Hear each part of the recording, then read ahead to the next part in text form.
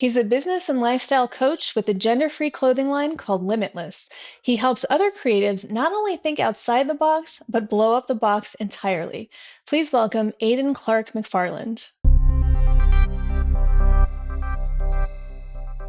I was getting to at least play with my creativity a little bit, but there were so many rules and restrictions, and I was still, at the end of the day, fulfilling somebody else's vision. And I think that is where I really hit that wall. Instead of just a bump, it became a wall of like, do I keep wanting to push other people's visions forward, or do I want to start finding my own? And can I build something that incorporates all these different elements of myself without restricting them? And so that's where I kind of went, what can I do? How can I start building this? And I literally started looking for ways to build an income from scratch. And then that gradually became a lifestyle. I was not happy with the clothes I was finding off the rack. They didn't express what I wanted to express. If I went to the women's section, it wasn't built for my body. If I went to the men's section, it was drab and boring. And, so I wanted to find more clothes that fit me. And then I finally had this dumb moment of, well, I've been making costumes and stuff for years. Why don't I start making clothing for myself? And then I had a few friends go, I really like what you're doing. Would you make some for me? I'll totally pay you. And then from there, I don't know what finally shook the cog loose in my head of, why don't I just make clothing? Why don't I start a clothing line? The more of our artist friends that I was helping with little business things, the more I was seeing that all the business help in the world wasn't going to get them where they wanted to be, because they were still holding themselves back out of the fear of not being good enough, or my product isn't going to do the thing or be what people want. What they needed was to get comfortable with their voice, with their creativity, and with putting it out there and just letting it go into the world, letting your child go out into the world and see what happens. Stop trying to fit into other people's boxes. Find what makes you happy.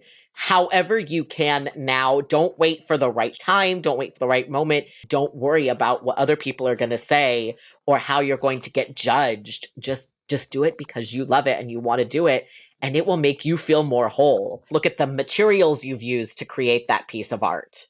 And what did they cost you?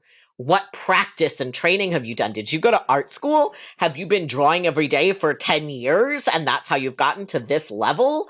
Did you buy better paints so that the quality is better? These are all things that factor in. It's not just about you and what you think your creation in that little time window is worth. It's about everything that has built you to this point. Being a creative and having the business and all the mental health and the self-care, it all has to be interconnected. And that's a big piece also of my coaching and how I approach it. Is it's like, I don't look at it as, well, now I'm doing my job and now I'm living my life. It's all integrated. It is my lifestyle, all of it together. But again, that also comes back to finding that joy. Because even if we are lit up by our creativity, if we get stuck into that production only mindset, you start losing the joy. And then the creativity stops being fun. And now you've just turned it into the same thing as the corporate gigs. I feel like I kind of embraced it as a spirituality. I am done fitting into what society has told me life and career and work is supposed to look like. They made it all up. I'm going to make it up too. Whether it's the idea of launching something new or putting something new out there or leaving a job to focus on your creativity or raising your prices, any of it. If fear is holding you back, ask, what is the worst thing? What is my worst fear? What is the worst thing that could actually happen? Realistically, look at that worst thing and go, if that happened, what would I do? And by doing that, we often find we're much more resilient than we think we are. And the fears that are holding us back are really things that aren't the end of the world. They only feel like it. But when you actually take a step back and look at them, you're like, no, that's not that bad.